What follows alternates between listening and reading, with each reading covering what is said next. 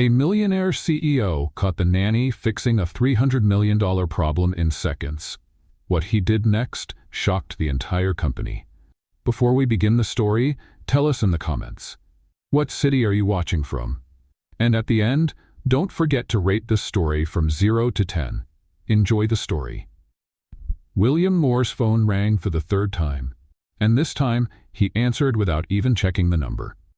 "I'm on my way down. Stay on the line." His voice was cold, direct. A kind of command that didn't allow for questions. He got up from his office chair and walked out, leaving the door slightly open and the laptop still on the desk, screen glowing blue, lines of code running across it. Sophia, standing across the hall, peeked into the room. Oliver's backpack had been left there. He had left his tablet charger on William's desk. Sophia hesitated, glanced around, and stepped in quickly, just to grab the charger and leave before anyone noticed. But what she saw on the laptop screen stopped her in her tracks. It was code, lines and lines of it, messy, repetitive, the logic all over the place. The charger was right there next to the keyboard. All she had to do was pick it up. That screen, it was screaming for help. "My goodness, this is really badly built," she muttered, raising an eyebrow. Without thinking, she sat down in front of the laptop. She leaned in for a closer look. The problem was obvious. A poorly placed loop was clogging the main function, causing the data queue to feed back into the system. A classic mistake. Still on instinct, she started typing. Her fingers moved across the keyboard with surprising speed for someone who just took care of kids. Her expression was calm and focused, like she did this every day, and once she had, but no one there knew. Or almost no one. She fixed the structure, reorganized the logic, split the elements, and tested it. The cursor stopped where it was supposed to. It ran smoothly. She smiled. "There. Breathe, system." That's when she heard the voice. "What are you doing?" Sophia froze. Her heart jumped so hard that for a second, she thought she'd hit her head on the edge of the screen. She turned around slowly. William was standing in the doorway, his face frozen between disbelief and fury. I, she tried to speak, but no sound came out. He stepped inside, eyes wide like he'd just caught a thief. Sophia jumped up, stumbling. "You had absolutely no right to touch that computer," he said angrily, stepping forward. I know, I'm sorry, I didn't mean to, I swear. Oliver's charger was here, I came to get it and I saw the code, I recognized the error, and it was instinct. I just fixed it." "Fixed it?" He shot back sarcastically, moving closer. "Who do you think you are?" "I didn't think. I just acted. It was reflex. I didn't mean to touch anything of yours. I swear. I just saw the bug and corrected it." The logic was stuck in the main function loop. It was spinning like a hamster in a wheel. She answered without even thinking. William stopped. He looked at the screen. Sophia stood still, hands clasped in front of her, as if trying to stop her heart from jumping out of her chest. The silence stretched out like it would never end. William sat down in the chair. His fingers moved quickly over the keyboard, testing what she had done. He ran it again. The line that was stuck now flowed. The final execution, clean. The bug that his team, some of the best software engineers in the country, hadn't been able to fix in 2 weeks, was solved. He couldn't believe it. But the numbers were there. "You," he began, his voice no longer angry, just stunned. "You just saved a $300 million deal," he said, still staring at the screen.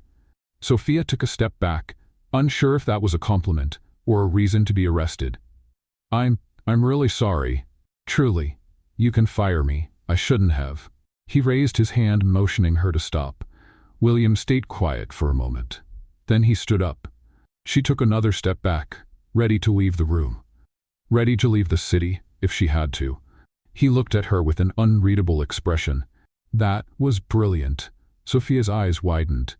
"That doesn't change the fact that I invaded your space and messed with something I shouldn't have." "Yes, and by doing that, you saved a project that's been keeping me up at night." He turned, studying her more carefully. "Who are you, really?" "I'm just your son's nanny." She let out a nervous laugh, trying to lighten the tension. "So, Am I still hired as the nanny, or did I just quit as an accidental hacker? William didn't answer right away. He stared at the laptop screen. The fixed code flashed like undeniable proof of what had just happened. He ran a hand through his hair, a gesture Sophia had noticed he made when processing something big. "Have a seat," he finally said, pointing to the leather armchair beside the desk. Sophia hesitated. "Look, if you're about to give me a lecture on privacy and professional boundaries, I'd rather hear it standing. That way I can run if I need to." He almost smiled. Almost. "Sit down, Sophia, please." The please caught her off guard.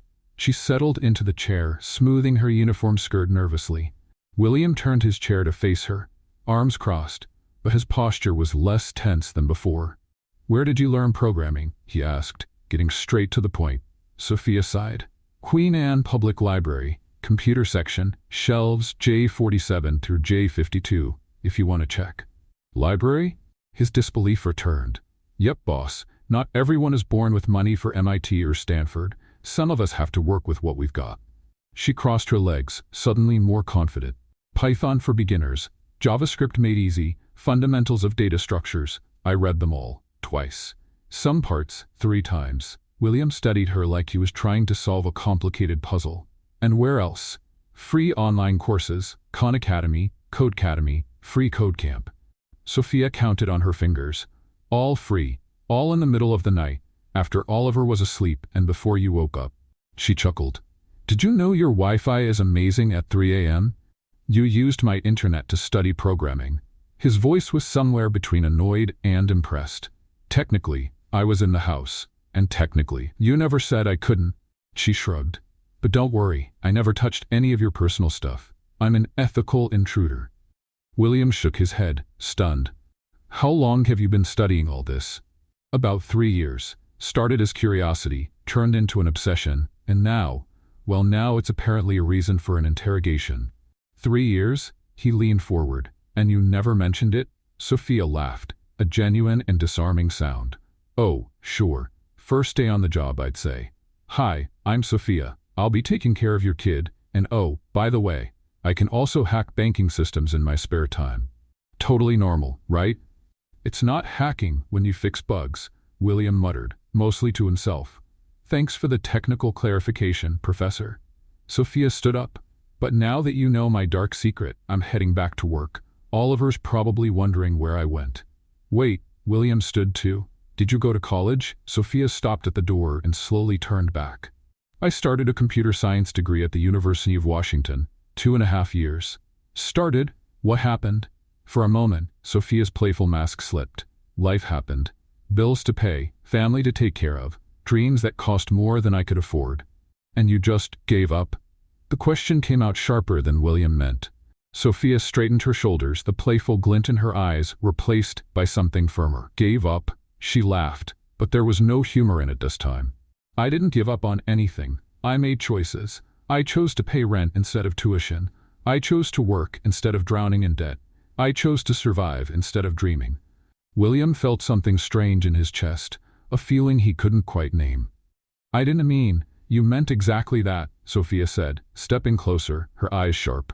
"Because in your world, if someone doesn't have a diploma, they don't matter. If they didn't go to a fancy university, they must not know anything real. Welcome to the real world, boss. Where some people are smart despite their circumstances, not because of their privilege." The silence that followed was heavy. William looked at her, really looked at her, for the first time. He saw the determination in her dark eyes, the way she stood tall despite her simple uniform, the intelligence behind every precisely chosen word. "You're right," he said quietly, "and I was wrong." Sophia blinked, clearly not expecting that. "Wow, that was unexpected." "Happens more than I'd like," William muttered, running a hand over his face. "Would you teach me your approach? The way you fix the issue, I mean." Sophia tilted her head. "Seriously? My team has PhDs from Stanford, MIT, Caltech. And you, with library books and borrowed Wi-Fi, fixed in 5 minutes what they couldn't in 2 weeks." "Borrowed Wi-Fi," Sophia corrected with a smile. "And sure, I can explain. Just not now. Oliver's probably destroying your living room." She turned to leave, then paused at the door. "Oh, and William. Yes. Not everything that shines comes from Harvard, boss. Sometimes it's just someone determined enough to polish a rough stone until it becomes a diamond.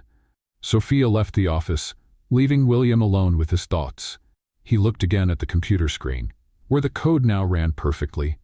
Then he looked at the door she had just walked through. From the hallway, he could hear Oliver laughing, followed by Sophia's voice, making up some crazy story about pirates who programmed flying ships. William found himself smiling, something he hadn't done in weeks. He sat back down and tried to focus on his overflowing inbox, but his mind kept going back to the conversation, to the way Sophia had defended her choices without playing the victim, to the sharp intelligence hidden behind her disarming humor, to how she had put him in his place without losing her grace. William Moore had always thought he knew exactly how to classify people. He'd sort them quickly, useful or useless, smart or average, driven or complacent. But Sophia didn't fit into any of those categories, and somehow that bothered him in a strangely pleasant way. For the first time in years, William Moore felt curious, not just professionally, but genuinely intrigued by another person. And that feeling, he realized with a mix of fascination and concern, was starting to matter to him in a way that had nothing to do with clean code or $300 million problems. Oliver's voice echoed from the hallway. "Sophia, can you teach my dad how to make pancakes that don't look like burned cookies?" Her laughter rang out like a bell. "Only if he promises not to try and program the recipe." William shook his head, finally allowing the smile to fully form. Yes, there was definitely something about Sophia Sands that deserved his attention, and for the first time in a long time, he was eager to find out what it was. The following Monday, William woke up with an idea that bordered on ridiculous, but it was also irresistible. If Sophia really had the knowledge she'd shown, he needed to be sure, not because he didn't trust her, but because of scientific curiosity. At least that's what he told himself as he set up the first test. He left a spreadsheet open on his laptop, with a formula that was deliberately wrong. Not too obvious, but just annoying enough to bother anyone with a trained eye. A VLOOKUP, with a circular reference that would make Excel cry blood. "Good morning, Sophia," he greeted as she arrived, watching her closely. "Morning, boss." She hung her bag on the kitchen hook. "Oliver still sleeping?" "Like an angel." "Coffee?" Sophia raised an eyebrow. "You're offering me coffee? What phase are we in now?" "The trying to be less arrogant phase, according to a very wise person I met recently."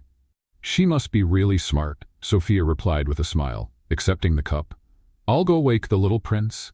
William returned to the office and pretended to work, but kept an ear out for sounds around the house. Vacuum noise, Oliver's laughter, footsteps in the hallway. After an hour, he found a sticky note on his monitor. "Your spreadsheet had the hiccups. VLOOKUP isn't supposed to loop forever unless you're trying to create a black hole in Excel. Fixed it. You're welcome. S." William smiled. Phase 1 of the test passed. On Tuesday, he was more subtle. He left a Python script open with messy indentation, something that wouldn't break the code, but would definitely make it behave oddly and drive any programmer crazy. The note was taped to the keyboard. "Whoever formatted this needs help. Looks like it was attacked by rival gangs of tabs and spaces. I got them organized. Now they live in peace. S. P.S. Always use 4 spaces. Always." William laughed out loud. Oliver, who was running down the hallway, stopped at the door. "Why are you laughing by yourself, Dad?" "Sophia says people who laugh alone are usually planning something sneaky." "Sophia says a lot of wise things," William muttered, folding the note. On Wednesday, he raised the difficulty. He left a PowerPoint presentation open, written in Comic Sans, with bright, clashing colors and wild animations, an intentional eyesore. This time, the note came with a new presentation. "My eyes bled. I made a version that won't trigger seizures. Arial 12, professional colors, smooth transitions. Visual respect is everything, boss. Your investors will thank you. S. P.S. Comic Sans is a crime against humanity." William opened the new version and was stunned. She hadn't just fixed the design. She had reorganized the content in a way that was more logical and impactful. It was professional. Extremely professional. On Thursday, he decided to test more specific knowledge. He left a piece of JavaScript code with a poorly structured recursive function that would cause a stack overflow. It was the kind of error only someone with solid skills would catch. The note came back with a full correction. Your recursion was more lost than a tourist in Sao Paulo. I implemented memoization to improve performance and keep the browser from having a nervous breakdown. Now it runs as smooth as samba at carnival. P.S. Recursion without control is like Oliver without supervision. Guaranteed disaster. William stopped pretending he was just curious. This woman had solid technical knowledge, a sharp sense of aesthetics, and, on top of that, she was funny. It was unsettling and fascinating. On Friday, he couldn't resist one final test. He left a spreadsheet with real financial data, nothing confidential, but complex, with several incorrect formulas and awful formatting. He wanted to see how far she'd go. 2 hours later, he found not just a note, but a completely redone spreadsheet. Boss, this was an organizational mess. I redid everything. Dynamic charts, pivot tables, conditional formatting, and even a nice little dashboard. If this were a house, I would have torn it down and rebuilt it. Hope you like the remodel. Who taught you Excel? I need to have a serious word with them. William opened the spreadsheet and his jaw literally dropped. It was corporate-level work. Elegant charts, organized data, analyses he hadn't even thought to make. It was better than the work of some senior analysts in his company. He stared at the screen, then at the note, then back at the screen. A strange feeling started growing in his chest. It wasn't just professional admiration anymore. It was interest. Genuine interest in getting to know the brilliant mind disguised as a nanny. Dad, why do you look like you've seen a ghost? Oliver appeared in the doorway, holding a glass of juice. It's not a ghost, son. It's surprise. Sophia does that, he said simply. She told me smart people like good surprises. You think she's smart? Oliver rolled his eyes. Dad, she solves my math problems faster than you, and she makes dinosaur-shaped pancakes. And yesterday, she fixed my video game when you said we'd have to call tech support. William smiled. That's true. Can I tell you a secret? Oliver whispered dramatically. Of course. Sophia stays up late, messing with the computer in the living room. I saw her when I went to get water. She was making colorful drawings on the screen. Colorful drawings on the screen. Probably coding or studying. William felt a stab of guilt for testing her behind the scenes when she was clearly using her own time to keep learning. Oliver, do you like Sophia? Obviously, she's fun, and she doesn't get mad when I ask weird questions. Oliver took a sip of juice. You like her too, right? The question caught William off guard. Why do you think that? Because you stop frowning when she's around, and you smile more. Sophia says smiling is good for the heart. Out of the mouths of children. William looked at his son, impressed by his perception. She really does say a lot of wise things. Yep, Oliver took another sip. Oh, and Dad? Yes, Sophia left a note for you on the fridge. She said it was important. William's heart started to race. Important how? I don't know. She just said you'd understand when you read it. William walked to the kitchen, Oliver trailing behind like a curious puppy. On the fridge door, held up by a dinosaur-shaped magnet, was a different kind of note. Same handwriting, but the tone. William, I know you've been leaving mistakes on purpose to test me. It doesn't bother me. Actually, it's kind of sweet, watching you try to figure out who I am without just asking. But how about we have a real conversation? Oliver's sleeping at his grandmother's tomorrow, right? I promise I won't hack anything of yours without permission. P.S. You have a real gift for creating creative problems. Ever thought about changing careers? S. William read the note 3 times. She knew. Of course she knew. And instead of being offended, she was inviting him to talk. What did she write? Oliver tried to peek over his dad's arm. Bet she's even smarter than I thought. I already knew that, Oliver said matter-of-factly. Sophia always knows things before we say them. William folded the note carefully and put it in his pocket. For the first time in years, he was looking forward to a conversation, genuinely looking forward to getting to know someone. And for the first time since Sophia Sans came into his life, William admitted to himself that maybe, just maybe, he was interested in her in a way that went far beyond anything professional. William spent all of Saturday planning. Oliver was at his grandmother's, and the quiet house gave him time to think. He had decided he wanted a real conversation with Sophia. But being William Moore, he couldn't just ask her to talk. He needed a pretext. So he set up his most elaborate trap yet, an optimization algorithm with a subtle but obvious logical flaw. At least obvious to anyone with solid knowledge. The kind of mistake that would make an experienced programmer shake their head in frustration. At 8 a.m. on Monday, when Sophia arrived, he was in the kitchen making coffee with near scientific focus. "Good morning," he said, trying to sound casual. "Oliver's not here today. He came back last night, but wanted to stay at Grandma's one more night." Sophia hung up her bag and looked at him curiously. "And you're cooking?" "Making coffee," William said, stirring the cinnamon a bit too forcefully. "Technical coffee." "Technical coffee?" Sophia raised an eyebrow, clearly amused. "Yeah, I wanted to run a few ideas by you about system optimization." He turned to her, holding 2 cups. "Would you mind taking a look at a project I've been working on?" Sophia crossed her arms, a smile playing at the corners of her mouth. "William Moore is inviting me for technical coffee? Is it that strange? Considering that until last week you barely acknowledged I existed beyond the role of Oliver's caregiver, yeah, it's a bit surreal." William felt his face grow warm. "I've always known you existed." "Oh sure, as the nanny. Now I'm the nanny who codes." Sophia accepted the mug, breathing in the aroma. Cinnamon. Fancy. Are you going to look at the code or just analyze me like I'm some kind of social experiment?" "Why not both?" Sophia laughed and followed him to the office. William had left his laptop open, code covering the whole screen.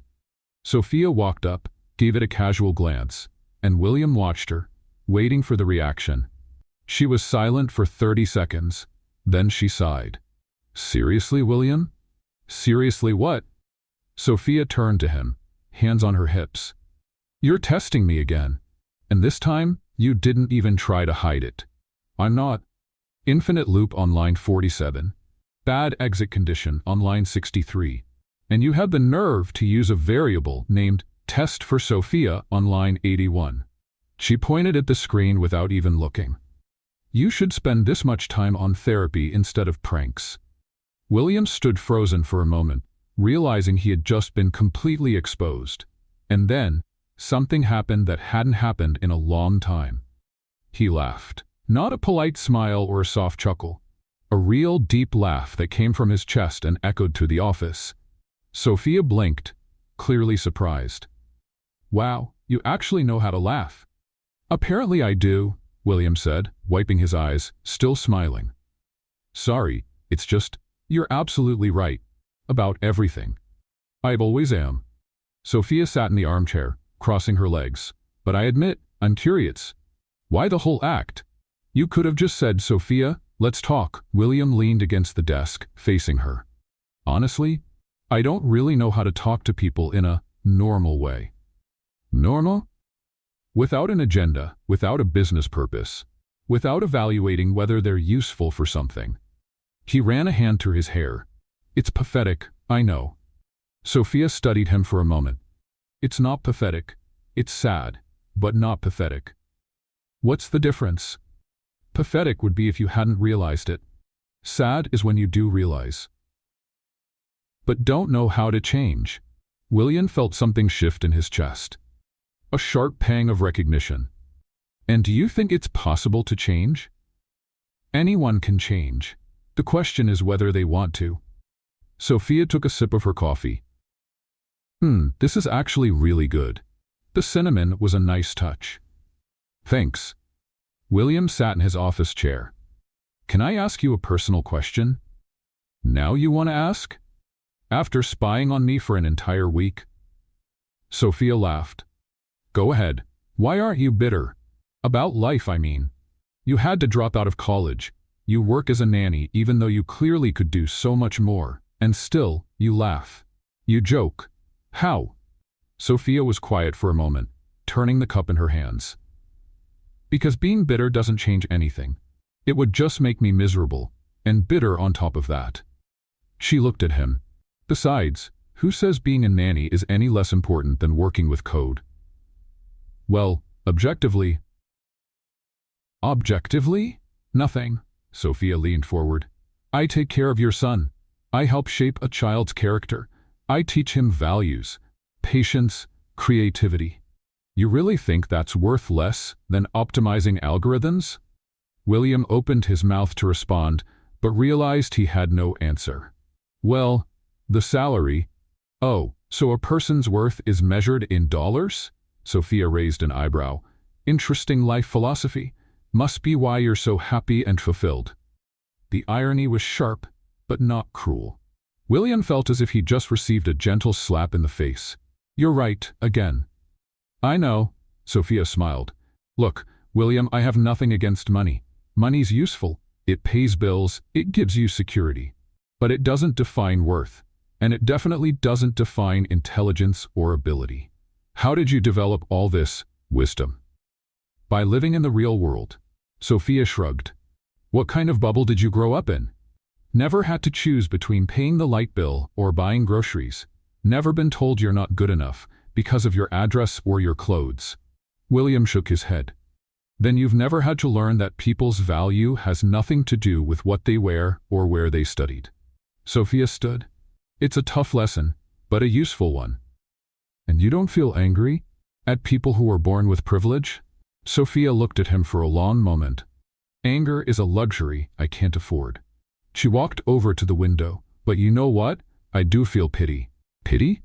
For people like you, who have everything but don't know the value of anything. We're so sheltered by their wealth, they never learn how to find beauty in the simple things. She turned to face him. You have an amazing son, a beautiful home, the power to change the world, and yet, most of the time, you seem miserable. William stood in silence, taking in her words. That was brutally honest. You asked for technical coffee. I always serve it with full specifications. Sophia smiled. But don't worry, I still think there's hope for you. Hope for what? For becoming a decent person. You just need to get out of your own head now and then. William looked at her. Really looked. He saw the intelligence in her dark eyes. The strength in her posture. The kindness that came through even in her sharpest critiques. Sophia? Yes. Thank you. For the technical coffee. She smiled, and William felt something he hadn't in a long time. A genuine connection to another human being. Anytime, boss. But next time, skip the fake code. I prefer real conversations. The following Thursday, William had to do something he hated. Host executives at home for an emergency meeting. The company's main server was acting up, and 3 major clients were threatening to cancel multi-million-dollar contracts. Sophia, we're going to have some traffic around here today, he said over breakfast. 5 or 6 execs are coming for a meeting. Would you mind staying invisible? She finished with a dry smile. Sure, boss. I'll blend in with the wallpaper. That's not what I meant. It's just, they're complicated. Complicated like difficult personalities, or complicated like ignorant and prejudiced. William hesitated. A bit of both. Sophia laughed. Don't worry, I can handle temperamental executives. I've taken care of Oliver on his worst days. By 2 p.m., the penthouse was packed. William had turned the living room into an improvised boardroom, with laptops, projectors, and plenty of coffee. Sophia moved quietly in the background, serving drinks and keeping Oliver entertained in his room. The executives were exactly what William had feared. Arrogant, impatient, and treating anyone not wearing a suit like invisible furniture. More, we need solutions, not excuses, said Richard Hamilton, the VP of Technology, from their largest client. $3 million in losses per day is no joke. We're working around the clock to fix it, William replied, his patience wearing thin. Working how? Barked Marcus Webb, another exec, gesturing wildly. Your team is incompetent. Maybe it's time to outsource this to people who actually know what they're doing. Sophia was in the kitchen, preparing more coffee, when the volume of the conversation caught her attention. Oliver had asked for orange juice, and she was carrying the glass for him when the argument reached a peak. The problem is, you surround yourself with amateurs, Hamilton said. You need serious people, not these backyard coders you keep hiring. Sophia froze in the hallway. Backyard coders? Sophia felt her blood boil. Crash courses? People like her, who studied in libraries, who made sacrifices to learn? She tightened her grip on the juice glass and kept walking. What do you suggest? William asked, clearly frustrated. Clean house, Hamilton said. Fire those amateurs and hire real professionals. MIT, Stanford, Caltech. People who didn't learn coding watching YouTube videos. Sophia walked into the room just as Hamilton waved his hand dismissively. And that's when it happened. Maybe it was the YouTube comment, maybe it was the arrogant tone, or maybe it was just fate setting the scene for a perfect moment. Sophia tripped. The glass of orange juice flew in a perfect arc and landed squarely on Hamilton's chest, soaking his crisp white shirt and expensive Italian tie. The silence that followed was absolute. Hamilton looked down, then at Sophia, then back down again, as if his brain couldn't quite process what had happened. You threw juice on me," he stammered, his voice jumping 2 octaves. Sophia looked at him, then at the empty glass in her hand, then at the spreading orange stain on his shirt, and instead of apologizing like any sane person might, she said, "It's to rinse off all that arrogance." The silence deepened. Webb opened and closed his mouth like a fish out of water. The other executives stood frozen. William was caught between horror and what suspiciously felt like admiration. "You, how dare you?" Hamilton sputtered, dripping juice onto the Persian rug. "Oops, sorry about that," Sophia said, though her tone didn't sound sorry at all. "But since it's already stained, maybe take a moment to reflect on that real people speech. For the record, some of the best programmers I know learned in public libraries. And yes, even on YouTube. Who do you think you are to lecture me?" Hamilton got to his feet, more juice dripping with every movement. "I'm the nanny," Sophia said, standing tall, "and apparently someone with better aim than your social skills." William knew he should step in, reprimand Sophia, apologize, try to save the meeting, but when he opened his mouth, what came out was entirely unexpected. Laughter. It started quietly, almost like a cough. Then it grew, and before long, William Moore, the serious, composed CEO, was laughing out loud in front of the most powerful clients his company had. "Moore," Webb stood up, outraged. "You're going to let your employee treat us like this?" William tried to compose himself, but one look at Hamilton dripping orange juice and waving his arms furiously made it worse. He laughed even harder. "Sorry," he said between chuckles. "It's just, Sophia's right about one thing." "About what?" Hamilton demanded, blotting his shirt with a napkin. "About needing to wash off the arrogance," William said, wiping his eyes. "And about my team. They're brilliant, no matter where they studied." Sophia looked surprised. William looked back at her and gave a quick wink. "But Sophia," he added, trying to look serious, "you can't just go around throwing juice at people." "True," Sophia replied solemnly. "Next time I'll use something that doesn't stain. Maybe water." Hamilton made a strangled noise. Webb looked like he might have a stroke. "This is unacceptable," Hamilton declared. "We demand a formal apology." "Of course," William said, still smiling. "Sophia, would you like to apologize?" Sophia thought for a moment. "I apologize for wasting perfectly good orange juice. Oliver would have loved that juice." The executive stormed out in a huff, muttering threats and indignation. William closed the door behind them and turned to find Sophia, picking up shards of glass. "You do realize we probably just lost $3 million contracts," he said. Sophia paused and looked at him. "Are you mad?" William considered the question. He should be furious. He should be calculating losses and thinking up damage control strategies. But instead, he felt light, as if a weight he hadn't realized he was carrying had finally lifted. "No," he said at last. "I'm impressed." "Impressed? You did something I've wanted to do for years," William said with a grin. "And said things I should have said a long time ago." Sophia smiled back. "Then I guess the juice was worth it?" "Every drop." From down the hall came Oliver's voice. "Sophia, where's my juice?" Sophia and William looked at each other and burst out laughing. "I'll just tell him the juice went to a noble cause," Sophia said, still laughing. "And I'll call my lawyers," William replied. "But first, thank you." "For what?" "For reminding me who I used to be, before I became so serious." Sophia smiled. "Anytime, boss. But next time, give me a heads up. I'll bring extra juice." 3 days after the juice incident, as Oliver had named it, life at the penthouse had mostly gone back to normal. Almost normal. William noticed he was smiling more. His conversations with Sophia had become less formal.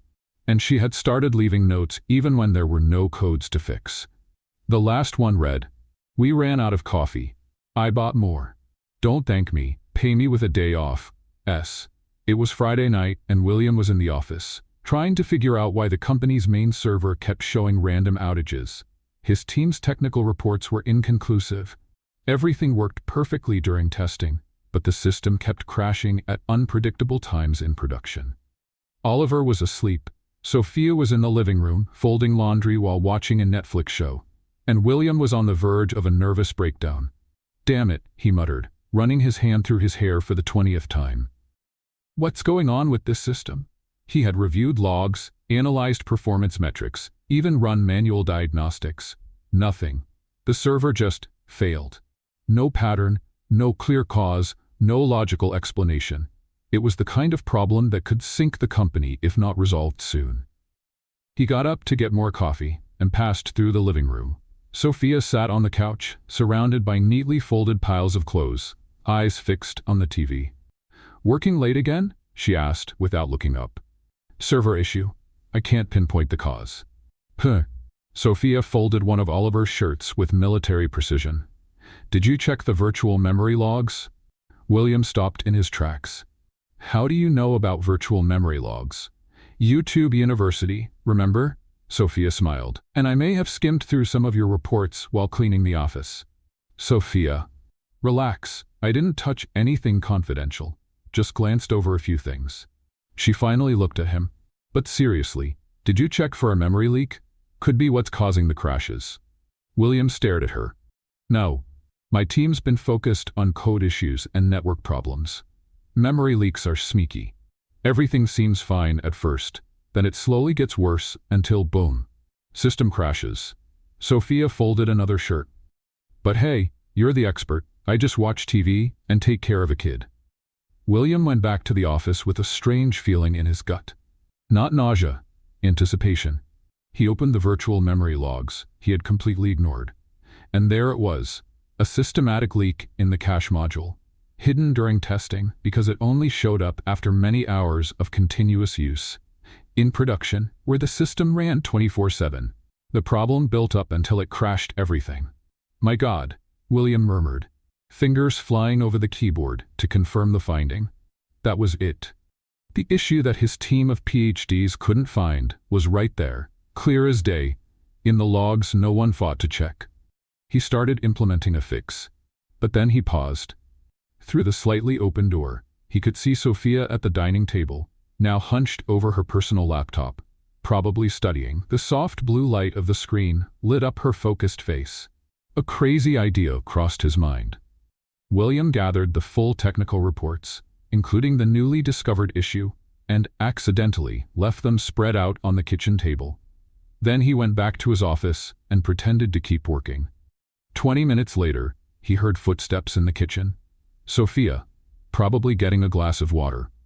William hid behind the door, feeling ridiculous, but too curious to stop himself. He heard the rustling of papers.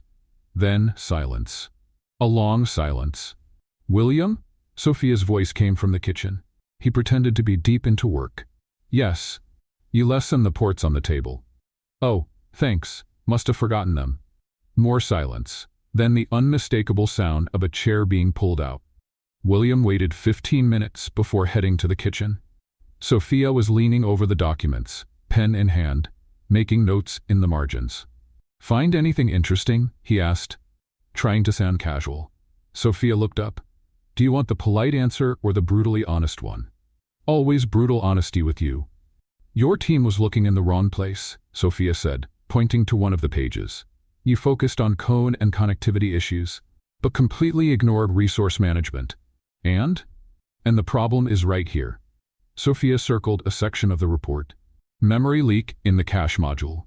Look at the timestamps of the failures and compare them to the memory usage spikes." William leaned in, pretending to analyze what she had pointed out. "You're right. How did we miss this?" "Because you're all too much of experts." Sophia leaned back in the chair. "Sometimes the simplest answer is the right one. It doesn't have to be complicated to be serious. And how would you suggest we fix it?" Sophia grabbed a blank sheet of paper and started sketching a diagram. Add a more aggressive garbage collector here. Optimize the cash release here. And implement real-time monitoring here. She finished the drawing and slid it over to him. 15 minutes of work, tops. William looked at the diagram. It was clean, efficient, and right. Completely right. Sophia, this is brilliant. It's obvious, she said, standing up and gathering the papers. But you already knew that, didn't you? That's why you left the reports here. William felt his face warm up. I didn't. William, Sophia looked at him with that smile that clearly said, don't underestimate me. You were watching me work. I heard you moving behind the door. Sorry, it was scientific curiosity. Sophia folded the papers and handed them to him. Well, your scientific curiosity just saved your company. Again. Sophia, relax, she cut in. I'm not mad. Actually, it's kind of cute, watching you try to figure out how my mind works. Cute? Like a scientist studying a new type of butterfly. Sophia laughed. But now you owe me. What do you want? A raise? A promotion? I can? William. Sophia placed a hand on his arm, and he felt a small jolt. Stop. Stop what? Trying to fit me into your corporate boxes. She pulled her hand back. I don't want a title. I don't want a promotion. I don't want to be the former nanny who became CTO. Then what do you want? Sophia looked him in the eyes. Respect. Acknowledgement that intelligence doesn't come attached to a diploma. And maybe, she smiled, for you to stop pretending you're not curious about who I really am. William felt his heart pick up speed. Sophia. Good night, William, she said, heading for the door. Are you going to fix that server or just stand there processing this all night? After she left, William stood in the kitchen holding the reports. On top of the stack was a sticky note that hadn't been there before. You can pay me in pizza. Or respect. Your choice. Both would be nice, but I'm not picky. S. P.S. Stop spying on me. If you want to know something, just ask. William smiled and went back to the office. He implemented the fix in 10 minutes. The server stopped crashing immediately. But as he watched the system metrics return to normal, his mind was somewhere else. It was on Sophia. How she had solved a $1 million problem like it was a simple puzzle. How she didn't ask for anything but dignity. And how, for the first time in his life, he was genuinely interested in getting to know someone not for what they could do for him, but for who they were. William Moore was beginning to realize that maybe, just maybe, he was falling for Sophia Sands, and that both terrified and excited him. The storm hit without warning on a Tuesday night. Seattle was used to rain, but this was different. Winds near 60 miles per hour, lightning streaking across the sky like electric veins, and rain so heavy it looked like a gray curtain had fallen over the city. William was in the office when the lights flickered for the first time. Oliver was fast asleep, worn out from running around the apartment after the rain had canceled their park plans. Sophia was in the kitchen, finishing the dishes from dinner. This doesn't look good, William murmured, glancing out the window as another bolt of lightning lit up the sky. As if the universe heard him, all the lights went out at once. The penthouse was plunged into total darkness, broken only by the flashes of lightning outside. William? Sophia's voice called from the kitchen. I'm here. Are you okay? I'm fine, but I think the whole city just lost power. William walked over to the window. She was right. All of Seattle was in the dark. Only a few backup generators dotted the skyline with tiny spots of light. Great, he sighed. Where do you keep the candles? Kitchen drawer, next to the stove. Flashlights in the pantry. 15 minutes later, they had turned the living room into a surprisingly cozy space. Candles placed around the tables created golden circles of light, and the fireplace, which William almost never used, was lit, casting dancing shadows on the walls. Oliver didn't even notice, Sophia said as she came back from the boys' room. He's sleeping like an angel. Good for him. William was sitting on the couch, watching the rain hit the windows. I should be working, but without internet. The world's not going to end if you relax for one night. Sophia sat in the armchair beside him, legs tucked underneath her. When was the last time you did nothing? William thought for a moment. Honestly, I can't remember. That's sad. It's practical. It's lonely. Sophia picked up a candle and placed it on the coffee table between them. Have you always been like this? Full-on workaholic? Not always. William leaned back on the couch. When Oliver was a baby, I tried to balance things more. But after my ex-wife, he stopped abruptly. Sorry, I don't have to talk about that. Only if you want to. Sophia tucked a strand of hair behind her ear. Sometimes it helps to talk. William was quiet for a moment, listening to the rain. She said I was married to my job. That she and Oliver always came second. His voice was low, almost lost in the sound of the storm. And she was right. What happened? She left me when Oliver was 3. Said she couldn't stand sharing a husband with a company anymore. William looked at his hands. The irony is, I worked so hard to give them security, to build something solid, and in the end, what I built was a wall between us. Sophia studied his face in the candlelight. There was a vulnerability she had never seen before. And after that, you worked even more. It was easier than facing the fact that I failed as a husband and a father. William. Sophia leaned forward. You didn't fail as a father. Oliver loves you. Now he does, but for a long time, he barely knew me. William gave a sad smile. You've done more for him these past few months than I did in the first few years of his life. That's not true. It is. You teach him, play with him, listen to all those crazy stories he makes up. I was always too busy. Sophia was quiet for a moment. Want to know a secret? Sure. Oliver talks about you all the time. My dad is really smart. My dad builds important things. My dad has a computer that talks to the whole world. She smiled. You're his hero. William felt something tighten in his chest. Even when I barely paid attention to him? Kids see love in different ways. For Oliver, you working to take care of him was love. You being home every night was love. You thinking about his future was love. How do you know so much about kids? And about everything? Sophia looked at her hands. Experience. I kind of raised my little sister. Kind of? Totally, actually. Sophia picked up a candle and started turning it between her fingers. My parents died in a car accident when I was 22 and she was 10. All of a sudden, I was responsible for a child. William felt his heart skip. Sophia. That's why I left college. I couldn't afford tuition and raise a child at the same time. She gave a small, sad smile. Isabella needed stability. She needed someone who was present, not a sister who studied all day and worked all night. Where is she now? Med school in California, 2nd year. The pride in Sophia's voice was unmistakable. She's going to be a pediatrician. She says it's because I taught her that taking care of children is the most important thing in the world. William looked at her in the golden candlelight.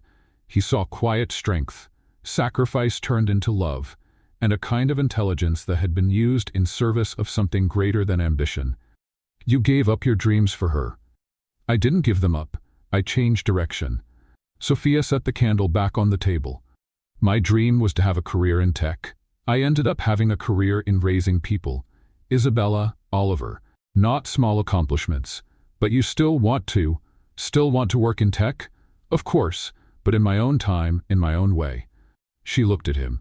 Not everything in life has to be a race, William. They sat in silence for a moment, listening to the storm. William felt like he was truly seeing Sophia for the first time. Not the nanny, not the woman who fixed code. The whole person, with all her depth and beauty. That's when William's phone rang. He answered reluctantly. Hello? William, thank God. It was Marcus, his CTO. The system's down again. 3 servers at once. We're losing data. William's blood ran cold. What do you mean 3 servers? We don't know what happened. Everything was working. Then total crash. The clients are furious. Hamilton is threatening to sue. William stood up, running his hand through his hair. No power, no internet. I can't. You need to come to the office, now. Marcus, there's a storm. There's no power anywhere. William, if we don't fix this today, we lose everything. The entire company. Do you understand? William hung up and stood there, staring at the phone. His hands trembled slightly. William? Sophia stood up. What happened? The system crashed completely. 3 servers. His voice sounded strange, distant. Years of work, millions in contracts. Breathe. It's going to be okay. No, you don't understand. William started pacing. It's the whole company, everything I built. If I lose this, William, Oliver, the house, his security, his voice was rising, filled with panic. I can't lose everything again. I can't. William. Sophia stepped closer. I failed, again. I always fail at the important things. Sophia said nothing. She just moved closer and hugged him. Not a comforting or motherly hug. A firm, steady hug that clearly said, "You're not alone." William froze for a second, then allowed himself to relax. He wrapped his arms around her, breathed in the soft scent of her hair, felt the solidity of her small but strong frame. "It's going to be okay," she whispered against his chest. "You'll fix this. You always fix it. And what if I can't? Then we find another way." Sophia pulled back just enough to look him in the eyes. "You're not alone, William." He looked at her. Really looked. Saw the determination in her dark eyes, the quiet strength, the unwavering confidence, and without thinking, he took her hand. Sophia looked down at their joined hands, then back at his face. Her heart raced, but she didn't pull away. Instead, she intertwined her fingers with his. "Sophia." William's voice was hoarse. "I know," she whispered. They stayed like that, holding hands by candlelight, while the storm raged outside. It wasn't a kiss. It wasn't a declaration. It was something deeper, a silent acknowledgement that something had changed between them. Something real, something that mattered. And for the first time in years, William Moore felt at home.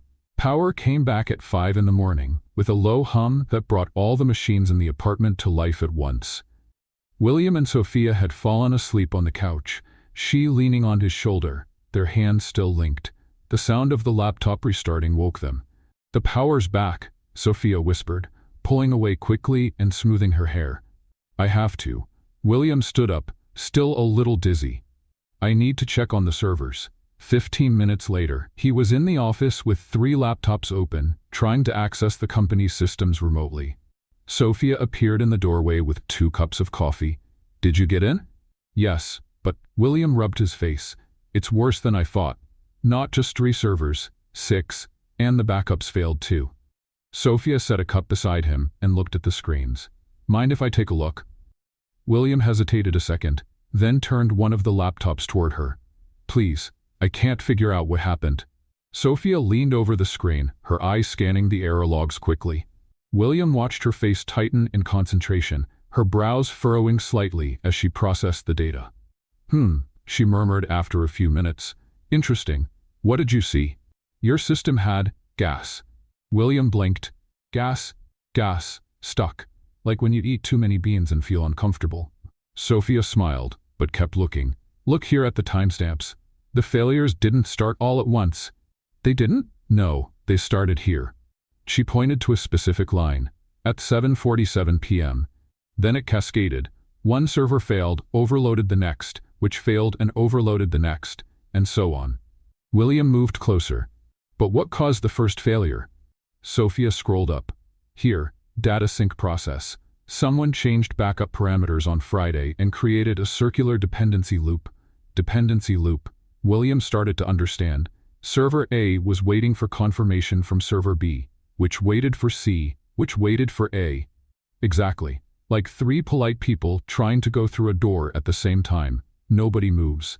Sophia laughed. The system kept waiting for a confirmation that would never come, until memory ran out and boom, domino effect.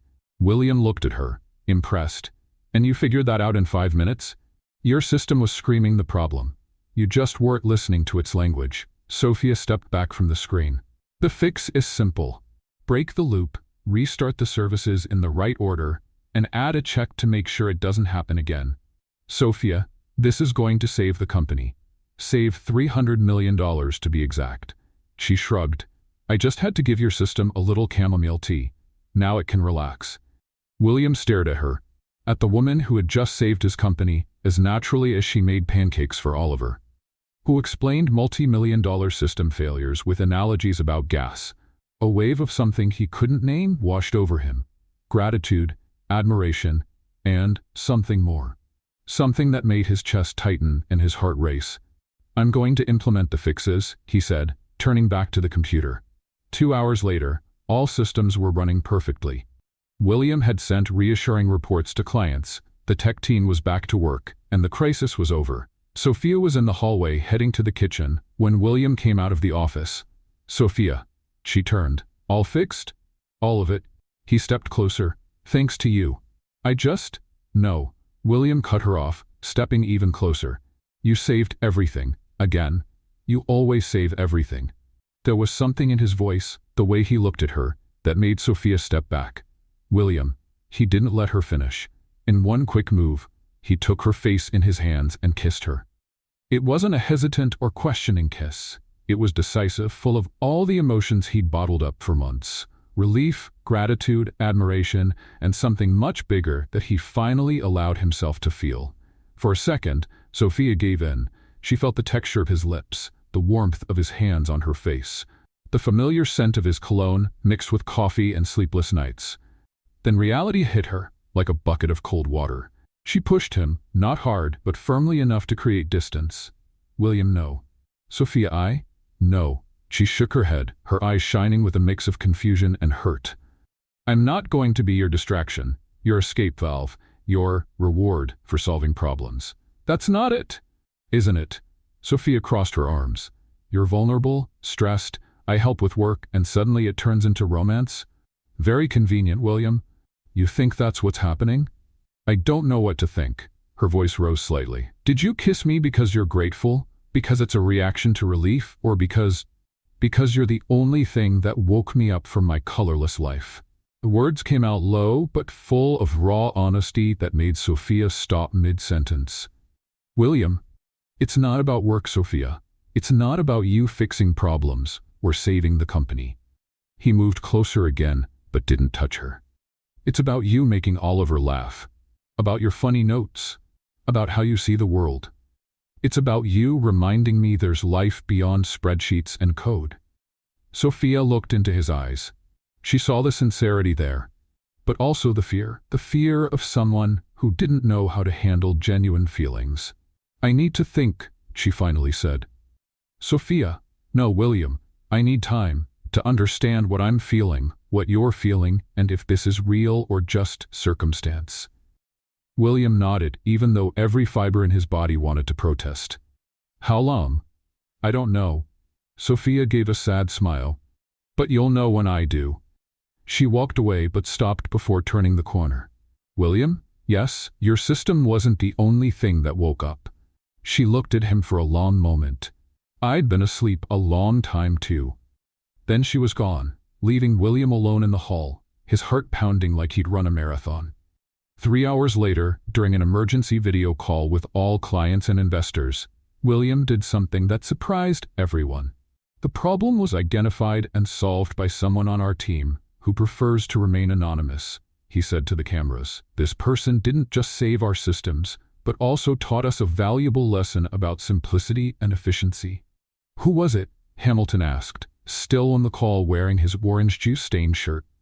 "Someone who reminded us that intelligence doesn't come with labels or diplomas. Someone who solves $300 million problems the same way they solve everyday problems, with logic, creativity, and a lot of good humor." After the meeting, Marcus came up to William. "Boss, who was it, really? The whole team's curious." William smiled. "Someone special, very special." But as he spoke, his eyes drifted toward the kitchen door, where Sophia was probably making Oliver's snack, pretending the world hadn't completely changed that morning. The server problem was fixed, the company was saved, the clients were happy. But William knew the real challenge was just beginning, and for the first time in his life, it was a challenge he really wanted to face. 2 weeks had passed since the kiss in the hallway. Sophia and William had found a strange balance. They talked normally, worked together when needed, but there was a tension in the air, like electricity before a storm. Oliver, with the sharp sense kids have, had noticed. "Why do you two keep staring at each other and then looking away?" he asked during Friday breakfast. Sophia almost choked on her orange juice. William pretended to be very interested in his emails. I don't know what you're talking about, little guy, Sophia said, messing up his hair. You look like two scared kittens, Oliver laughed. My teacher said kittens do that when they like each other but are shy. William coughed loudly. Sophia decided it was time to take Oliver to brush his teeth. Later, when Oliver was watching cartoons, William approached Sophia in the kitchen. Sophia, I need to make you a proposal. She turned cautious. What kind of proposal? Professional, totally professional. William raised his hands. The company's quarterly event is next Thursday. I want to officially introduce you as a technical consultant. William, just listen. You saved the company 3 times. The shareholders deserve to know who's behind these solutions, and you deserve the recognition. Sophia shook her head. No. Why not? Because I don't want to be your circus, the babysitter who codes, the curious case to entertain executives. She crossed her arms.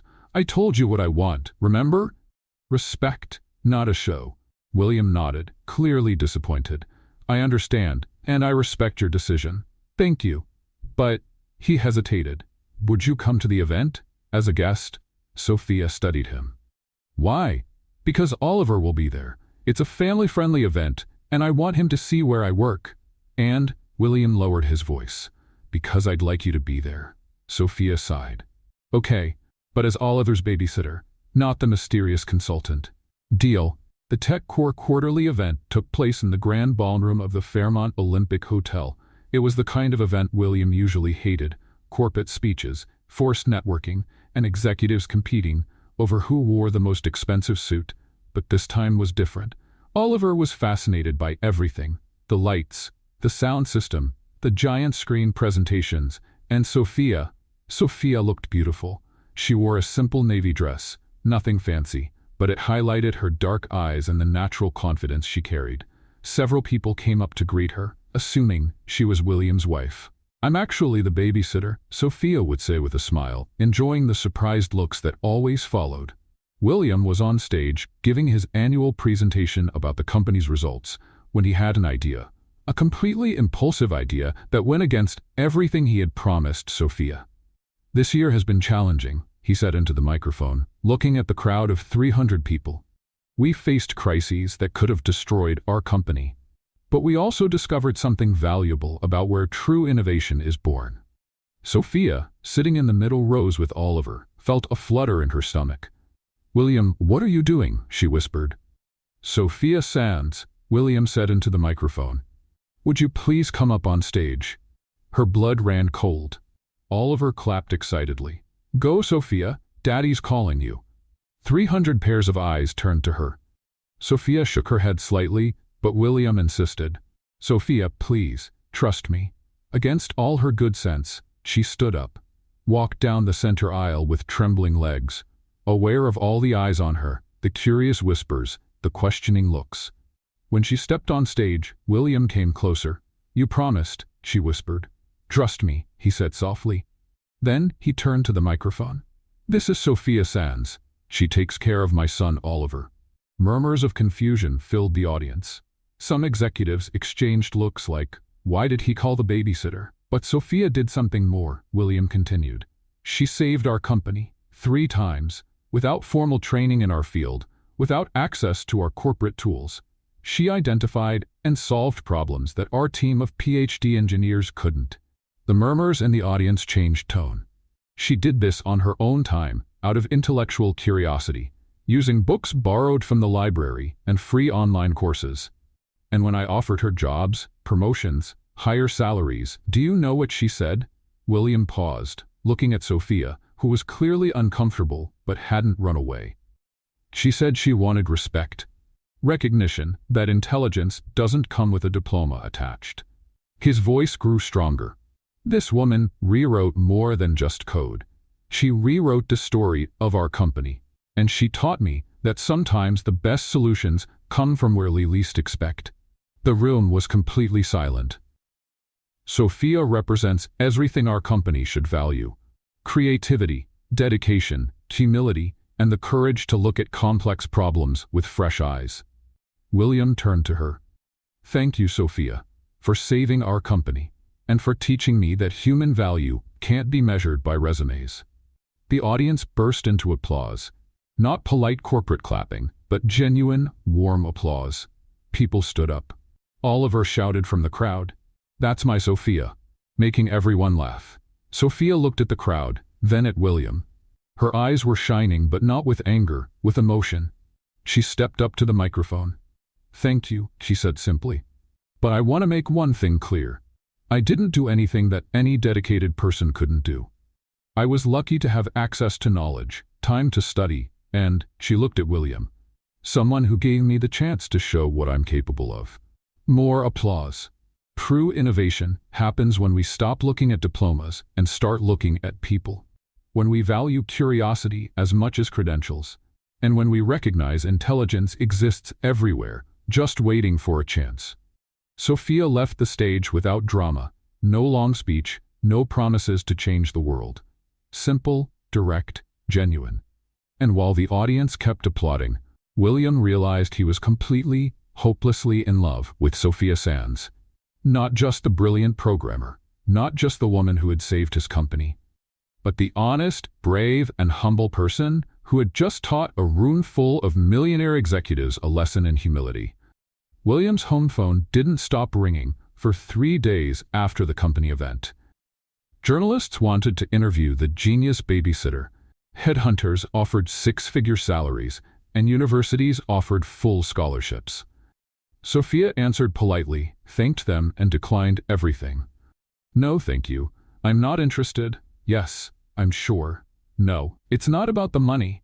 William watched, fascinated and confused. On Wednesday morning, after Sophia had declined her 10th call before breakfast, he couldn't hold back any longer. "Why are you turning everything down?" Sophia poured orange juice for Oliver. "Because I don't want to. But these are amazing opportunities. Google, Microsoft, Amazon, all offering senior positions. And, William gestured lost. These are dream jobs, salaries most people can't even imagine. Sophia sat at the table. "William, have you ever stopped to think that maybe my dreams are different from yours?" "What do you mean?" "I don't want to be the next Mark Zuckerberg. I don't want to work 16 hours a day building tech empires." She took a bite of her toast. "I want a balanced life. Time for the people I love, weekends off, real vacations." Oliver looked up from his cereal. "What's Mark Zuckerberg?" "A man who created Facebook and probably doesn't know the color of his kids' eyes." Sophia replied, looking meaningfully at William. "That was low," William muttered. "It was honest." Sophia stood up. "Look, William, I admire your ambition, but it's not mine. I want stability, not glory. And Isabella, don't you want to help her more?" Sophia stopped at the kitchen door. "Isabella is at her dream college with a full scholarship she earned on her own. She doesn't need me to become a workaholic executive for me to be proud of her." After Sophia left with Oliver for the park, William stayed alone in the kitchen, thinking. He understood what she meant, but he couldn't understand how someone could just turn down opportunities like that. The phone rang again. This time William answered. More residents. "Hello, I'd like to speak with Sophia Sands, please. This is TED Talks. We'd like to invite her to give a lecture on disruptive innovation." "She's not interested," William interrupted. "But you didn't even ask." "I don't have to. She wants a quiet life." "Thank you." William hung up and stared at the phone. A quiet life. When was the last time he had wanted that? On Friday, the calls finally slowed down.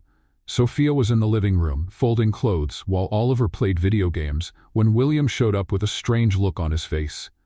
"I got an interesting call today." "Another recruiter?" "No, it was the dean from the University of Washington. They want to create a scholarship in your name, for low-income students interested in technology." Sophia stopped folding. "Really?" "Totally serious. The Sophia Sands Scholarship for Inclusive Innovation. They want your approval to use your name and your story as inspiration." Sophia was quiet for a moment. "And what did you say?" "That you'd probably say no, but I'd pass the message along." Sophia sat down on the couch. "This is different." "Why?" "Because it's not about me. It's about other people like me. People who have intelligence but no access." She looked at him. "I'll think about it." William smiled. "I thought you'd say that." On Saturday morning, William woke up with an idea. An idea that made him smile for the first time in days. He went to Oliver's favorite pizza place, which he'd found out was also Sophia's favorite, and bought a large margarita pizza. Then he stopped by a stationery store and bought a blank card. When he got home, Sophia was in the kitchen making lunch. "Pizza for breakfast?" She raised an eyebrow. "It's not for breakfast." William put the box on the kitchen table along with an envelope. "It's a job offer." Sophia looked at the box, then at him. "William, open it." Inside the box, besides the perfectly golden pizza, was a handwritten note. "Sophia, formal job offer.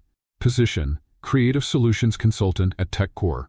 Hours, 20 per week, flexible. Very good but not ridiculous. Benefits, health insurance, 30 days vacation, and free pizza whenever you want. Requirements: keep being exactly who you are. Work location, wherever you feel most comfortable. Boss, a guy learning that success without balance isn't success. If you change your mind, the spot's yours. And the pizza too. P.S. You can bring Oliver to the office anytime. We have a game room with video games. William." Sophia read the note 3 times. Then she looked at William. 20 hours a week. With total flexibility. If Oliver is sick, you work from home. If Isabella needs you, you take time off. If you want to travel, we'll make it work. And the very good but not ridiculous salary? Enough for you to feel financially secure without becoming a slave to money. William stepped closer. "Sophia, I don't want to turn you into me. I want to learn how to be more like you." Sophia took a slice of pizza. "What if I don't accept?" "Then you don't accept, and you stay the most important person in Oliver's life. And mine." Sophia chewed thoughtfully. "This pizza is great. It's from Gina's. Oliver said it's your favorite." "Really?" She took another slice. "William?" "Yes?" "You said the most important person in your life." William felt his heart speed up. "I did. Was that on purpose?" "Totally on purpose." Sophia smiled. "Good to know." She finished her slice quietly. William waited, trying not to show his nervousness. "All right," Sophia said finally. "All right what?" "I accept the job." She carefully folded the note. "But with some conditions." "Which ones?" "First, no introducing me as the former babysitter turned consultant. I'm Sophia, period. Deal. Second, if you become an obsessive workaholic again, I'm out. Understood?" Sophia stood up and walked closer to him. "About that kiss in the hallway." William's heart stopped. "Yes, I'm still thinking about it." "And?" Sophia smiled and kissed his cheek, very slowly. "You'll know when I'm done thinking." She stepped back, grabbed another slice of pizza, and left the kitchen humming. William stood there, his hand touching where she had kissed him, a silly smile on his face. From down the hall, Oliver's voice came. "Daddy, why are you smiling alone again?" "Sophia said you've been doing that a lot lately." William laughed out loud. "Because life is getting interesting, son." "More interesting than pizza for breakfast?" "Way more interesting than pizza for breakfast." And for the first time in years, William Moore was absolutely sure he was on the right path. 6 months later, Sophia had settled perfectly into her new role at TechCore. She worked 3 days a week at the office, 2 days from home, and had managed to improve the efficiency of 5 different departments without ever working more than 6 hours straight. "She's like she has a superpower," Marcus said during a meeting. "Solves in 2 hours problems that took us days to understand." William smiled every time he heard comments like that. Sophia hadn't changed who she was. She just found the right place to shine.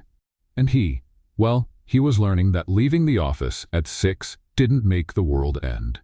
Oliver loved going to the company on the days Sophia worked there. He had his own little spot in her office, with books, games, and a computer where he helped solve problems by drawing solutions in different colors. "Dad, Sophia said the blue code works better than the red code," he explained seriously during dinner. "It's scientific." "Of course it is," William agreed, sharing a playful look with Sophia. Their relationship had grown into something comfortable and warm. They hadn't made anything official yet, but they lived in a sweet dance of almost romance. Hands that accidentally touched, looks that lasted a few seconds longer than they should, conversations ending with meaningful smiles. Oliver had become an expert observer. "When are you going to get married?" he asked one Tuesday at breakfast. Sophia almost choked on her coffee. William dropped his toast. Who said we're getting married? Sophia asked, regaining her composure. No one. But you both make that in-love face adults make in movies. Oliver chewed his cereal thoughtfully. And you already live in the same house. And Dad smiles all the time now.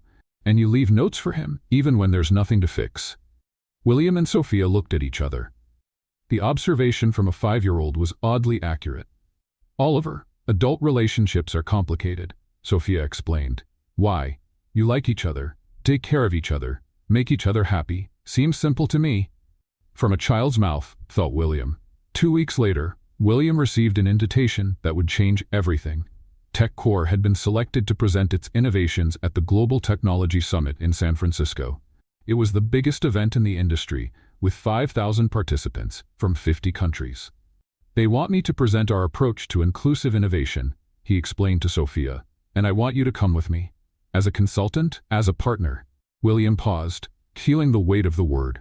I mean a professional partner. Co-presenter. Sophia smiled.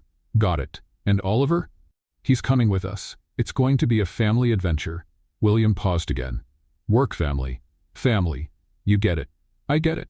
Sophia laughed at how he stumbled over the words. And I accept. The Global Technology Summit was held at the Moscone Center, a huge complex in downtown San Francisco. William had presented there many times, but he'd never been this nervous.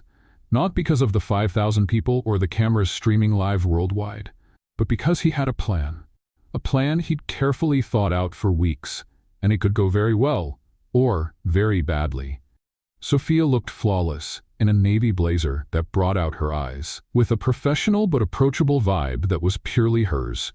Oliver sat in the front row wearing a special junior consultant badge Sophia had made for him. The presentation went perfectly. William talked about disruptive innovation, Sophia about the importance of looking at problems from different perspectives, and together they showed how small mindset changes could lead to big results. The audience was fully engaged. Smart questions, genuine applause, networking cards exchanged like confetti. To close, William said as the presentation neared its end, I want to say something personal. Sophia looked at him, surprised. This wasn't in the script. When I met Sophia, she was just my son's babysitter, William said, looking at her. I couldn't see past the labels I had created myself. Babysitter, employee, someone without a college degree.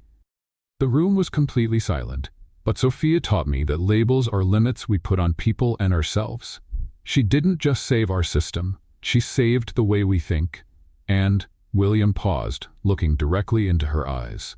She saved my heart. Sophia's eyes widened. What was he doing? William knelt on the stage. 5,000 people held their breath. Cameras zoomed in on him. Sophia Sands, he said, pulling a small laptop from his pocket. You changed my life, my son's life, and the life of our company. You taught me that love, like innovation, happens when we stop following manuals and start following our hearts. He opened the laptop. On the screen, instead of code, was a message. Will you be my co-CEO in life? And in the compartment where the battery usually was, there was a ring. William, Sophia whispered, hands covering her mouth. I know you don't like big shows. I know you prefer simple, private moments. William smiled. But I wanted the whole world to know that you are the most extraordinary person I've ever met. The audience was completely silent. 5,000 people watching a marriage proposal at a tech conference. So, William said, holding up the ring. Sophia Sands, self-taught programmer, solver of impossible problems, the woman who taught me that intelligence comes from the heart as much as the mind. Will you marry me? Sophia looked at him, at the ring, at the 5,000 people in the audience, and at Oliver, who was standing in the front row shouting, Say yes, Sophia. Then she did something very typical of her. She laughed, not a nervous laugh, but a genuine, joyful, free laugh. William Moore, she said, taking the microphone, you are completely crazy. Is that a yes? That's a... Do you really think I'd say no after a proposal with a custom laptop at an international conference? So... Sophia knelt down too. Getting level with him. Yes, I'll marry you. She took the ring and examined it. but only if I can keep sending you scribbled notes fixing your code. Forever, William said, slipping the ring on her finger. The crowd went wild. 5,000 people stood up, applauding, cheering, whistling, cameras flashing, people crying, a sea of collective happiness. But Sophia and William only had eyes for each other. "I love you," he said, finally saying the words he had been holding back for months. "I love you too," she replied. "Since the day you laughed at my jokes about memory leaks." "That's when I knew it was true love," William laughed. "Kiss her, Dad," Oliver shouted from the crowd, causing another wave of laughter. And there, on the stage of the world's biggest tech event, in front of 5,000 witnesses and cameras broadcasting live around the world, William Moore kissed Sophia Sands. It was a kiss that said everything that needed to be said. About code and hearts. About problems solved and lives changed. About love that comes when least expected and changes everything we thought we knew about ourselves. When they pulled apart, Sophia whispered, "Next time, warn me before you do public proposals. Next time, when you ask to renew our vows in 50 years. Sophia smiled. "I want to be ready to give a worthy answer." William laughed, took her hand, and waved to the crowd that kept applauding as if it would never stop. 3 months after the proposal in San Francisco, William's penthouse was being transformed into something he never imagined. A wedding venue. "Are you sure you want to get married at home?" he asked for the 10th time, watching Sophia direct the decoration operation with the precision of a general. "William, if you ask me that one more time, I'm going to put an infinite loop in the company's system," Sophia replied, adjusting a flower arrangement. "Of course I'm sure. This is where our story began. This is where Oliver feels at home. This is where it makes sense." Isabella had arrived from Los Angeles the night before, glowing with happiness to see her older sister finally find someone who truly valued her. She and Oliver had instantly become best friends, united by their mission to make sure the wedding is perfect. "Aunt Sophia," Oliver said, appearing in the room wearing a tuxedo that was way too small. "My tie is trying to strangle me." "Come here, little one." Sophia knelt to fix his tie. "You know soon you'll have to call me stepmom, right?" "Can I still call you Sophia?" Oliver asked seriously. "Stepmom sounds too formal." "You can call me whatever you want, as long as it's with love." "Then I'll call you Mom Sophia." Oliver smiled. "Because you're like a mom, but you're still my Sophia." Sophia felt tears well up. Mom Sophia is perfect. At 4 in the afternoon, guests began to arrive. It was a small celebration, just 40 people. Family, close friends, and some co-workers who had become part of their lives. Marcus showed up with his wife, still in disbelief that his workaholic boss was marrying the most sensible consultant in the company. Hamilton appeared, clean, juice-stain-free, and surprisingly humble after the events of recent months. "Where's the bride?" asked the officiant, a cheerful woman Sophia had specifically chosen because she was less formal than a traditional priest. "She's getting ready," William answered, nervously looking down the hallway. At 4:15, Sophia appeared, and she left everyone speechless. She was wearing her nanny uniform. The same simple blue uniform she wore on her first day of work, perfectly pressed, with a small flower pin on the pocket. "Sophia," Isabella whispered in horror. "You're not getting married in your uniform." "Why not?" Sophia shrugged, walking calmly over to William. "It was in this outfit that I solved my first problem for him. It was in this outfit that he fell in love with me. It's the outfit of the woman he asked to marry him." William looked at her like she was the most beautiful thing in the world. "You look perfect." "Are you sure?" Sophia did a twirl. "Because I brought a backup outfit." "You're perfect just like that." The officiant smiled. "Well, this is definitely the most unique ceremony I've ever performed. Shall we start?" The ceremony was simple and touching. They wrote their own vows full of inside jokes that made everyone laugh. William promised never to try impressing Sophia with fake codes again. Sophia promised to keep fixing his mistakes, in programming and in life. When it was time for the rings, Oliver came forward carrying the rings on a little pillow he had decorated himself, with tiny drawings of computers and hearts. "With this ring," William said, sliding the ring onto Sophia's finger, "I promise you a life full of adventures, fixed codes, and Sunday pizzas. With this ring, Sophia replied, I promise you infinite patience, funny notes, and unconditional love. I now pronounce you husband and wife, the officiant said. You may kiss the bride. But Sophia raised her hand. Wait, just a minute. She ran to the bedroom, leaving everyone confused. 2 minutes later, she reappeared wearing an elegant, simple but stunning wedding dress that perfectly highlighted her natural beauty. Now this is more like it, she said, smiling. I wasn't going to let the wedding photos be all in work uniform. The crowd laughed and applauded. William shook his head, smiling. You're amazing. I know. Sophia stepped closer. Now kiss me properly, husband. And he did. A kiss that sealed not just a wedding, but a partnership that had transformed 2 lives and an entire company. The party was exactly as they had planned. Relaxed, fun, and full of unexpected moments. The food was from their favorite pizzeria. The music included both jazz and reggaeton, and Oliver took over the dance floor, with moves he swore he learned from watching educational videos.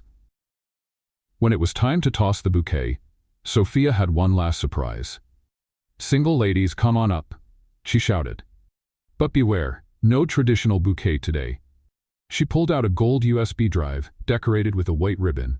This USB contains all the codes I fixed for William over these months, she announced. Whoever catches it will gain special debugging powers. And she threw the USB behind her. Isabella caught it, laughed, and shouted, I'm going to hack the college system and improve my grades. That's illegal, Sophia shouted back, laughing. I learned from the best. As the party was winding down and guests began to leave, William and Sophia met in the office, the place where it all began. So Mrs. Moore, William said, hugging her from behind as she worked on the computer. How does it feel to be a married woman? Period. The same. Except now I can officially fix your codes, Sophia turned in his arms. And you, Mr. Moore, how does it feel to be a married man? Like I finally found my co-CEO for life. William kissed her forehead. And look what I had framed for the office. He pointed to the wall, where there was an elegant plaque with a phrase in gold letters. Never underestimate a woman with a rag in her hand and a plan in her head. Sophia laughed out loud. Perfect. But you know now I'm going to demand my own office, right? I already took care of it. Next door with a park view, top-of-the-line computers, and a coffee maker only you know how to use. And a nameplate on the door? Sophia Sands Moore, official solver of impossible problems. More, Sophia smiled. I like the sound of that. They were silent for a moment, looking out the window at Seattle lit up at night. It was the same view William had been looking at alone for years. But now everything seemed different. More colorful, more alive, more complete. Is Oliver asleep? Sophia asked. Like a rock, Isabella's reading to him. William smiled. I think we gained 2 families today. Definitely. Sophia snuggled closer in his arms. William? Yes? Thank you. For what? For seeing me, really seeing me. Not what I did, but who I am. Thank you, William answered. For teaching me that life is so much more than work, that intelligence comes in many forms, and that love happens when we least expect it. Sophia smiled and looked at the plaque on the wall. You know this phrase is going to become a legend of the company, right? I hope so. William kissed her again. I want everyone who walks in here to know that great things can come from unexpected places. Like a nanny who solved a $300 million problem? Like an extraordinary woman who changed my whole life. And there, in the office where Sophia had fixed her first code, where they shared talks about life and dreams, where a kiss changed everything, they began the first day of their lives as husband and wife. What did you think of Sophia and William's story? Leave your opinion in the comments. Rate the story from 0 to 10. Subscribe to the channel and hit the bell to follow all our stories. And don't forget to watch more exciting stories by clicking here on the end screen.